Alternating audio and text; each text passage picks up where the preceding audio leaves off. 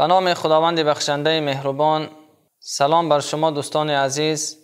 امروز طبق ترتیب کتاب ما قرار داریم در حیات چهارمین صحابه گرامی قدر که نامشان عبدالله ابن حذافه است. این صحابه بزرگوار و قهرمان امروزه ما یک قصه جالبی دارد که خداوند برایش میسر گردانید تا در زمان خودش با دو پادشاه بزرگ همان وقته واخوری داشته باشد.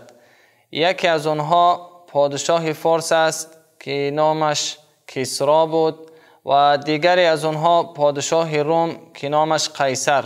پیامبر گرامی اسلام در سال 6 هجرت اصحاب گرام را یک روز جمع کردند و برایشان فرمودند که یک امر دارند.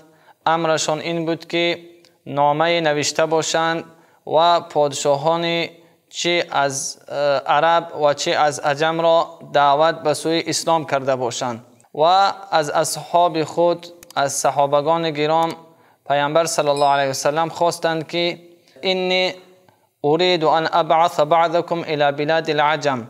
پیامبر صلی الله علیه وسلم فرمودند که من میخواهم که بعض شما را روان کرده باشم به سوی پادشاهان عجم، نامه نوشته باشم تا شما به آنها رسانیده باشید.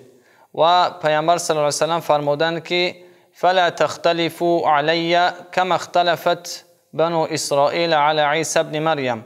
پیامبر صلی الله علیه وسلم از اصحاب خود خواستند که شما سرپیچی نکنید از این امری که من برای شما میرسانم، همچنانه که سرپیچی کردن بنی اسرائیل و حضرت عیسی علیه السلام.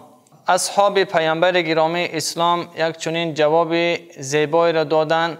گفتند یا رسول الله، ما آماده هستیم بر هر امری که تو بر ما میفرمایی و بعث لنا حیث شئت، و هر کجایی که ما را روان میکنی ما آماده هستیم که در خدمت شما باشیم یا رسول الله. گفتند و این امر خیلی امر بزرگ بود برادران اسلامی، زیرا این راهی که پیامبر صلی الله علیه و سلم صحابگان را روان میکرد خیلی راه خطرزا بود و راه هم خیلی راه دور بود، حتی یک ماه و از یک ماه زیاد رفتن داشت، یعنی مشقت داشت. به این خاطر و پیامبر صلی الله علیه و سلم برای اصحاب فهمانید که این خیلی امر مهم است. و یکی از نفرانی که پیامبر صلی الله علیه و سلم به دست اون نامه فرستاد همین قهرمان ماست که عبدالله ابن حذافه نام دارد. این نفر را نامه در دستش رسانید پیامبر و امر کرد که این نامه را به پادشاه فارس به کسری رسانیده باشد. عبدالله ابن حذافه با اهل و عائله خود خداحافظی کرد و در راه خارج شد. مورخین میگویند که عبدالله ابن حذافه کان وحیدا فریدا لیس معه الا الله. تنها خودش در راه برآمد، با او کسی نبود بجز الله.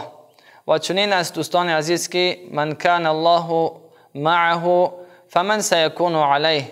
اگر کسی که خدا با او باشد دیگر احتیاج با کسی ندارد. و عبدالله ابن حذافه اگر چند راه بسیار خطرناک بود و مورخین میگویند که الذاهب الیها مفقود والقاعد منها مولود. هر نفری که در این راه می برآمد گویا که گم شده است، یعنی خیلی راه خطرزا بود، امکان داشت که دیگر برگشت نداشته باشد. و هر نفری که از این راه برمیگشت گویا که نو از مادر، مثل آن بود که نو از مادر به دنیا آمده باشد. و عبدالله ابن حذافه نامه پیامبر صلی الله علیه وسلم رو گرفتند، بر بلاد یعنی بر مملکت فارس رفتند و اونجا خواستند که با ملک، با شاه فارس واخوری کرده باشند. و شاه قبول کرد دعوت عبدالله ابن حذافه را و امر کرد تا قصر را زیبا کرده باشند و وزیرهای خود را جمع کرد و عبدالله ابن حذافه را امر کرد تا داخل قصر گشته باشد. عبدالله ابن حذافه وقتی که داخل شد، پادشاه یکی از خادمهایش را کسرا امر کرد تا نامه را از دست عبدالله گرفته به کسرا رسانیده باشد. اما عبدالله ابن حذافه یک جواب عجیبی را گفتند که پیامبر صلی الله علیه وسلم مرا امر کردند که همین نامه را به شما رسانده باشم یدن بید، یعنی دست به دست. مرا پیامبر امر کردند که این نامه را به دست شما من خود رسانیده باشم. و انا لا اخالف، گفتم من مقابل امر پیامبر صلی الله علیه و سلم کار نمی کنم گفتند. و پادشاه یعنی کسرا امر کردند تا نامه را خودشان به دست او رسانیده باشند. و یکی از نفرانی که هم عربی و هم فارسی را می دانست امر کردند که اون نفر از اهل عراق بود که نامه را خوانده باشد که در نامه چی نوشته شده است. و اون نفر نامه را خواند. در نامه چنین نوشته شده بود که بسم الله الرحمن الرحیم من محمد رسول الله الى کسرا عظیم فارس سلام علی من اتبع الهدى. چنین نوشته شده بود که به نام خداوند بخشنده مهربان از محمد رسول خدا به سوی شاه فارس کسرای بزرگ و سلام علی من اتبع الهدى. پیامبر صلی الله علیه و سلم چنین گفتند که اگر این پیام مرا قبول کرده باشی، یعنی هدایت نصیبت کرده شده باشد و مسلمان شده باشی، سلام من برای تو است. و نامه دوام داشت، اما کسرا از غضب دیگر خود را بازداشته نتانست، چنان غضب کرد حتی رویش سرخ شد. فاحمرت وجهه، بسیار هم در یک غضب و در یک حالت قرار گرفت و از دست این نفر ترجمان نامه را گرفت و پاره کرد. امر کرد تا عبدالله ابن حذافه را از نزد او خارج کرده باشند و بیرونش کردند. و عبدالله ابن حذافه در یک حالتی بود، گفت به سوی خداوند دعا کرد که نمیدانست که آیا کشته می شود یا آزاد کرده می شود. مملکت فارس را ترک کرد و رهسپار شد به سوی پیامبر صلی الله علیه و سلم. وقتی که کسرا غضبش پایان شد، غضبش فرود آمد، امر کرد تا عبدالله را دیگر باره نزد او آورده باشند. اما کافت و کاب کردند که عبدالله نیست و دنبالگیری کردند، دیگر نتوانستند او را پیدا کنند. و زمانی که نزد پیامبر صلی الله علیه و سلم آمد، از این امر، از این حالتی که با کسرا شده بود و نامه را پاره کرد و پیامبر صلی الله علیه و سلم رسانید، پیامبر گرامی چنین یک کلمه زیبا گفتند که مزق الله ملکه، گفتند اون که نامه ما را پاره کرد خداوند ملک او را یعنی پاره می کند. و چنین دعای پیامبر در یک وقت نزدیک، در یک فرصت نزدیک عملی شد. بعد از این حالت کسرا به سوی یکی از نماینده های خود که در یمن قرار داشت، نامش بازان بود، به سوی او نامه فرستاد تا پیامبر گرامی اسلام را 2 نفر را روان کند تا پیامبر را نزد کسرا آورده باشند. و بازان 2 نفر از مردهای بسیار قوی را اختیار کرد و به سوی پیامبر گرامی اسلام روان کرد. اینا آمدند به طائف، پرسان شدند از پیامبر صلی الله علیه وسلم، از مردم قریش، از مردم مکه. اونها گفتند که این در یثرب قرار دارد، یعنی در مدینه منوره. و اون 2 نفر نمایندگان بازان آمدند به مدینه منوره و با پیامبر صلی الله علیه و سلم واخوری کردند و گفتند که ما چنین امر شده ایم که شما را به نزد کسرا برده باشیم.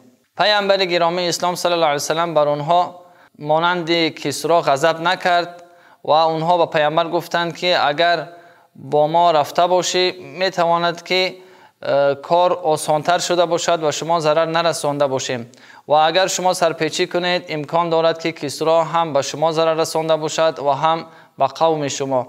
اما پیامبر صلی الله علیه و سلم یک تبسم کردند و گفتند که شما رفته این شب را روز کنید و فردا صحبت خواهیم کرد. و اینا شب را روز کردند و دیگر باره نزد پیامبر صلی الله علیه و سلم حاضر شدند. گمان داشتند که پیامبر تیار شده است و با آنها می رود. اما پیامبر صلی الله علیه و سلم وقت فردا که آمدند پرسان شدند که تیار شده. پیامبر صلی الله علیه و سلم گفتند که دیگر شما به کسرا واخورده نمیتوانید. فقط قتله الله مهربان او را به قتل رسانید، یعنی کشت با چنین شیوه که فرزندش شیروی او را به قتل رسانید. و شما پیامبر صلی الله علیه و سلم بر این دو نفر امر کرد که شما وقتی می روید نزد بازان، نزد شاه خودتان در یمن، پیام مرا رسانید بر اون تا اینکه مسلمان شده باشد. اگر مسلمان شود در اون جایی که هست قرار میگیرد و اگر مسلمان نشود معلوم است که دیگر چه به سر او خواهد آمد. و اینا گفتند که این خبر خیلی دهشتناک بود که کسرا را فرزندش به قتل رسانیده است، زیرا در اون زمان به مانند زمان ما اینقدر پیشرفت نبود که خبر در حال بر هر کجا پخش شده باشد. و اونا برگشتن به سوی پیامبر گفتند که اتدری ما تقول، آیا میدونی که چی میگویی؟ این یک خبر خیلی بزرگ بود. و پیامبر صلی الله علیه و سلم اونا را روان کردند که این سلام و پیام مرا به بازان رسانیده باشد. و زمان این دو نفر آمدن نزد بازان و این خبر را رسانیدند که شیروی فرزند کسرا به قتل رسانیده است. پیامبر صلی الله علیه و سلم یعنی محمد صلی الله علیه و سلم به ما چنین گفت.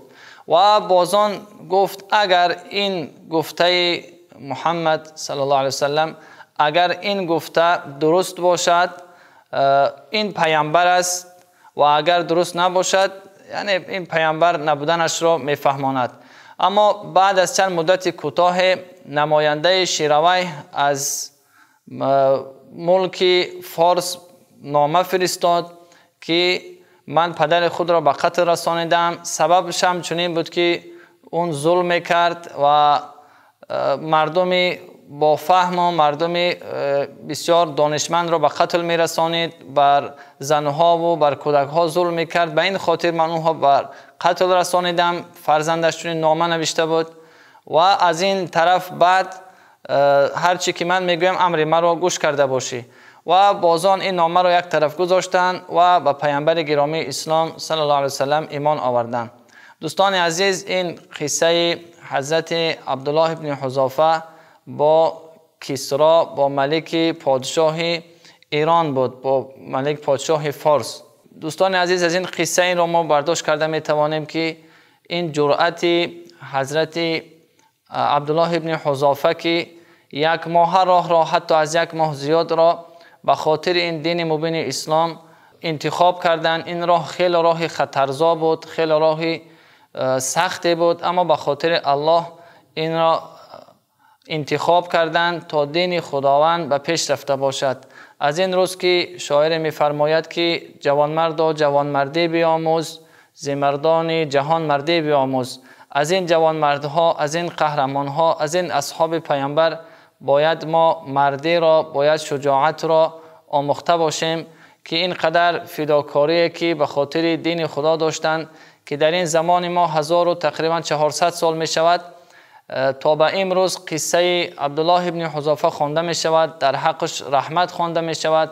از این قصه وقتی که خوانده می شود انسانها غیرتشان زیاد می گردد. از این قصه عبرت‌های گرفته انسانها گرفته می کنند و اینقدر رحمت‌ها، اینقدر پیام‌های برای این نفر فرستاده می شود.